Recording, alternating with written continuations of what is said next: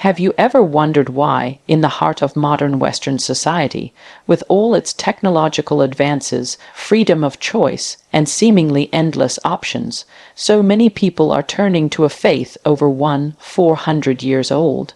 It's not just a coincidence, it's a quiet revolution, and today I want to show you why Islam is becoming the fastest growing religion in the West, not through hype or hearsay, but through truth, experience, and undeniable transformation.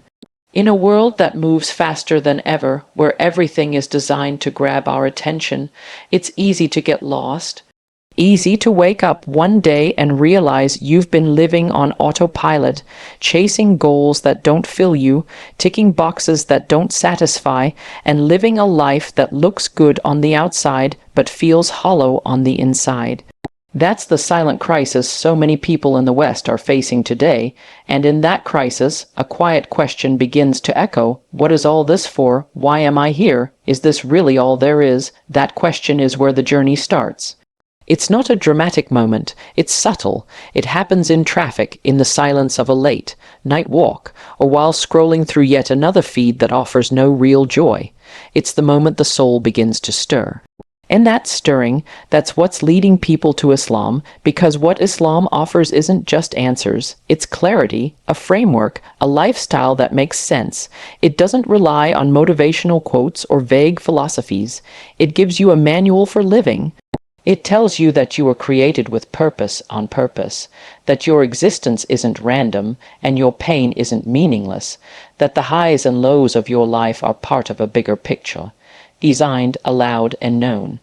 That right there shakes people, especially in a culture that often says do what you want, be who you want, live your truth, only for people to realize they don't even know what that truth is. Islam flips the script. It doesn't ask, what do you feel like doing? It asks, what were you created to do? That hits differently, because deep down, everyone wants to matter. Everyone wants to wake up and feel that what they're doing has weight, that their existence contributes to something larger than themselves. Islam doesn't drown you in abstract ideas. It grounds you. 5 daily prayers aren't a ritual. They are checkpoints in your day to pause, reconnect, and realign. Fasting isn't deprivation, it's discipline. Zakat isn't about money, it's about heart. All of it, every single practice, is a response to that deep human need to live with intention, and people feel that. You can't fake peace. You can't fake that look in someone's eye when they've found something real. That's what makes people stop and pay attention. Not the rules, not the rituals, the presence. That calm, steady presence that comes from knowing you're not walking alone.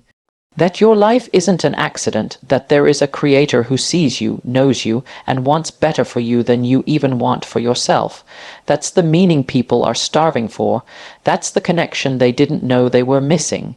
And in Islam, they find it not in theory, but in practice, in the rhythm of worship, in the structure of the day, in the boundaries that protect, not punish, in the guidance that doesn't just sound good. It feels right. It feels like truth. It feels like home. We live in a time where freedom is glorified. Do whatever you want, whenever you want, however you want. And on the surface, it sounds like the ultimate life. No one telling you what to do. No boundaries, no expectations, just raw, unfiltered choice. But if you look closely, beneath the glamour of unlimited options, you'll see something else: exhaustion, anxiety, a quiet chaos. Because when everything is allowed, nothing feels stable. And that's where the misunderstanding lies. Real freedom isn't about doing anything. It's about doing what's right, even when it's hard. And that's exactly what Islam teaches. In fact, it's in the discipline of Islam that people are finally finding peace. Discipline in Islam isn't about control for the sake of control. It's about alignment, aligning your life with a purpose greater than your impulses. Because, let's be honest, following every desire, every urge, every mood, it doesn't lead to happiness, it leads to burnout. Islam introduces structure in a way that actually makes space for calm. 5 daily prayers may seem like a lot at first glance, but they break the day into moments of stillness. They force you to pause, to breathe, to remember that you're more than your schedule or your stress, that rhythm resets you, grounds you, and over time, that discipline doesn't feel like a restriction. It feels like a lifeline. Take fasting, for example. In a world obsessed with consumption, Islam says, stop. It says, feel hunger, be still, step back. And in that, you start to understand what it means to be in control of your body instead of your body controlling you. You feel the power in saying no, not because you can't, but because you choose not to, and that's a kind of power the world rarely talks about, because it doesn't sell, but it transforms. Even the dress code, often misunderstood, is a statement of self-respect and self-awareness. It's a daily decision to say, I choose dignity over display. It's not about hiding, it's about honoring. When you cover, when you dress modestly, when you carry yourself with purpose, you stop being consumed and start being respected. And that comes from discipline, not from rules forced on you, but from a conscious decision to protect your energy, your peace, your value. And what's so interesting is that many people, especially in the West, are starting to realize that freedom without discipline is just another form of slavery. Slavery to trends, slavery to instant gratification. Slavery to whatever the world says is valuable this week. Islam cuts through that noise. It tells you who you are. It reminds you that your worth doesn't fluctuate with likes, attention, or validation. It calls you higher, and yes, it asks more from you, but only so you can become more, because sometimes the greatest gift isn't being left to do whatever you want. It's being given away to do what you were made for. There's something deeply unsettling about being surrounded by people and still feeling completely alone. That's the reality for so many in the West today. Cities are full, social media is crowded, and yet the loneliness is deafening. Everyone's rushing, everyone's busy, but no one's really connected. People crave belonging, not just attention. They want to be seen, not just scrolled past. And that's where Islam steps in with something powerful: community. Not just community for convenience, but community rooted in purpose, in faith, in something bigger than any one person. A bond that doesn't depend on trends or status, but on the simple yet profound idea that we are all part of the same Ummah. In Islam, you're never truly alone. From the moment you say your first prayer, you step into a global family, a brotherhood, a sisterhood, a sense of unity that stretches across race, language, background, and geography. And that kind of connection isn't just rare, it's revolutionary, especially in a world where so many people are struggling to find where they fit. Islam says you already belong. Whether you're new to the faith or born into it, there's a place for you at the prayer mat, at the mosque, in the hearts of those who share the same purpose. And that kind of welcome, it's healing, especially for those who have never truly felt seen before. There's a reason so many people break down in tears the first time they join a congregational prayer. It's not just the beauty of the recitation. It's the power of unity, standing shoulder to shoulder, no hierarchy, no ego, just submission. A shared act of devotion that strips away the masks and brings people back to their essence. It's humbling, it's real, and in a world that often feels cold and transactional, it feels like home. The communal rituals in Islam, like Ramadan, Friday prayers, Eid, aren't just religious duties. They're touch points of togetherness.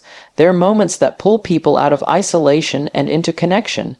You see people giving, sharing, checking in on one another, not because they have to, but because they want to. That's the culture Islam builds, a culture of care, of responsibility, of love that shows up in actions, not just words, and it doesn't stop there.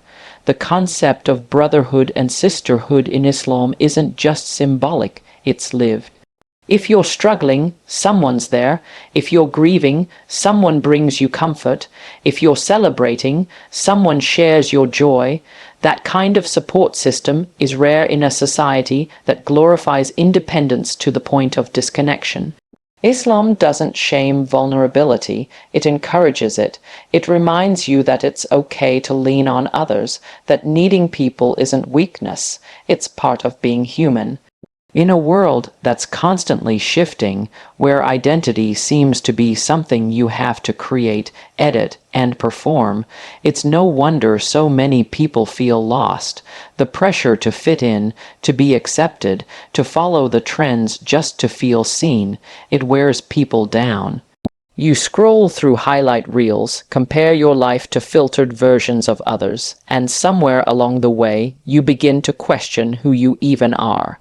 That search for identity, real, unshakable identity, is what leads many to Islam. Because while the world says, define yourself, Islam says, let your creator define you. And that difference changes everything. Islam doesn't ask you to become someone new to be accepted. It doesn't ask you to chase perfection or perform for approval. It invites you to return to who you were always meant to be. There's no pressure to impress, no need to craft a brand or play a role, just guidance that reminds you of your innate worth. A reminder that your value isn't measured by how you look, how many followers you have, or how loud your voice is in a noisy world. Your value is in your soul, your character, your obedience to the one who made you. This is what draws people in, especially those who have felt the sting of not fitting into society's boxes. People who have been told they're too different, too bold, too quiet, too much, or not enough. Islam doesn't see those labels. It sees your effort, it sees your heart, and it offers a blueprint, not to erase your uniqueness, but to elevate it through purpose and principle. It teaches you that strength comes from submission, that confidence doesn't need to be loud, and that peace doesn't require the world's applause. For women especially, this message is transformative. In cultures where beauty standards are constantly shifting and the pressure to expose, perform, and conform is relentless, Islam says, you don't need to be seen by everyone to be valuable. Modesty becomes a form of rebellion. A quiet, powerful stand that says, I define myself by more than what the world sees. And in that, there's a sense of control that so many have never experienced before. A freedom that isn't about bearing it all, but about choosing who gets access to your energy, your body, your spirit. It's not just about what you wear or how you behave. It's about reclaiming your narrative, choosing to live in a way that aligns with your soul instead of bending to every passing wave. Islam doesn't erase your personality, it refines it. Shapes it with values like honesty, patience, humility, and resilience. And it doesn't matter who you were before. What matters is who you're becoming now. That kind of identity doesn't crack under pressure. It doesn't shift with trends. It holds firm not because it's rigid, but because it's rooted in something bigger, in something real. There's something incredibly powerful about discovering truth. Not because someone shouted it at you, but because you found it quietly, in your own time, on your own path. That's the beauty of how Islam spreads in the West. It's not aggressive, it's not performative, it doesn't need loud campaigns or flashy presentations. It simply exists unapologetically and invites you to explore, and when people do, something shifts. Because deep down, when your soul recognizes truth, it responds. No force, no pressure. Just a quiet pull that grows stronger the more you lean in. In a world overflowing with opinions, ideologies, and quick fix philosophies, Islam stands apart in its clarity. It doesn't change with the times, it doesn't adjust itself to gain approval, and that stability, especially in a culture where so much feels uncertain, is what draws people in. They watch Muslims pray in parks, fast during long workdays, stay committed to their values despite criticism. And it makes them pause, not out of judgment, but out of curiosity. They wonder what gives a person that kind of strength, that kind of peace, that kind of unwavering conviction, so they start asking questions. They pick up a Quran, They listen to a lecture, they have a conversation, and instead of being met with fear or judgment, they find answers, clear, logical, deeply spiritual answers that don't shy away from life's toughest questions. Islam doesn't pretend everything is easy. It doesn't offer sugar-coated hope. What it offers is depth, structure, balance, a life that honors both the body and the soul, this world and the next. It doesn't just speak to the mind, it speaks to the heart in a way that feels intimate and intentional. And that's where the transformation begins, when someone encounters a faith that makes sense intellectually and feels right emotionally. It becomes hard to ignore. They begin to reflect. They begin to compare. They see the difference between what the world promises and what Islam offers. One is fleeting, always changing, always chasing. The other is steady, rooted in divine wisdom, not human trends. And when you're tired of trying to figure it all out on your own, that kind of certainty is magnetic. Islam doesn't beg for followers. It simply opens the door. It meets you where you are and invites you to come as you are. Whether you're broken, confused, skeptical, or simply searching, there's space for you. No qualifications, no past too messy, no questions too big. And that kind of welcome, that kind of truth, it's rare, it's personal. And it's why so many people, after years of wandering, find themselves sitting quietly with the Quran, tears in their eyes, realizing they've found something they didn't even know they were looking for.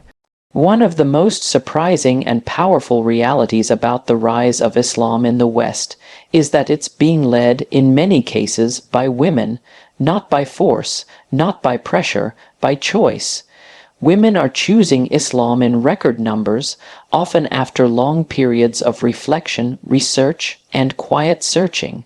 And this truth challenges so many assumptions about what Islam is and what it represents. Because in a society that often defines empowerment through exposure, self-display, and individualism, many women are finding a different kind of strength in the modesty, dignity, and purpose that Islam offers. For a long time, the narrative has been that religion, especially Islam, oppresses women, that it takes away their freedom, their voice, their rights. But when women begin to explore Islam for themselves, not through biased headlines or filtered stereotypes, but through the actual teachings, something different emerges. They see a religion that honors them, protects them, uplifts them. A religion that places incredible value on their roles, not just as mothers or wives, but as individuals, as believers, as leaders in their own right. They see rules that are not meant to punish, but to preserve. Principles that don't confine them, but actually give them space to breathe and grow without the pressure of performing for a society that constantly moves the goalpost of what it means to be enough. And it's not about weakness or escape. It's about taking back control, choosing a path that may go against the grain but feels deeply aligned with who they really are. There's courage in that. There's power in covering when everyone else says uncover. There's boldness in praying in public when people stare. There's confidence in saying, I define myself by my Creator, not by culture. And when you see women standing firm in that space, women who once lived completely different lives, women who have experienced the highs and lows of Western freedom, you start to understand just how magnetic this faith really is. Many of these women come from lives that, from the outside, seemed full. Careers, relationships, social status, but inside there was a restlessness, a search for deeper meaning, for peace that lasts longer than a weekend, for identity that doesn't need to be curated and performed. And when they encountered Islam, not as a label, but as a lived experience, they found that peace, not instantly, not without struggle, but with a steady unfolding. And the strength they carry now isn't loud or arrogant, it's quiet, it's grounded, it's the kind of strength that comes from knowing who you are, who you serve, and why you were created. It challenges every misconception. It disrupts every assumption. It tells a different story, one where faith isn't weakness, submission isn't oppression, and modesty isn't invisibility. It's clarity, it's dignity. It's a quiet revolution led by women who, in reclaiming their worth, are inspiring others to do the same. So why is Islam the fastest growing religion in the West? Because when the heart is hungry, it will find its food. Because in a world that tells you to chase more, Islam reminds you to come back home. To come back to peace, to come back to purpose. It's not about East or West, tradition or trend, it's about truth. And truth always finds its way. You don't need to be born into it. You just need to be brave enough to seek it. And when you do, you'll understand why so many already have.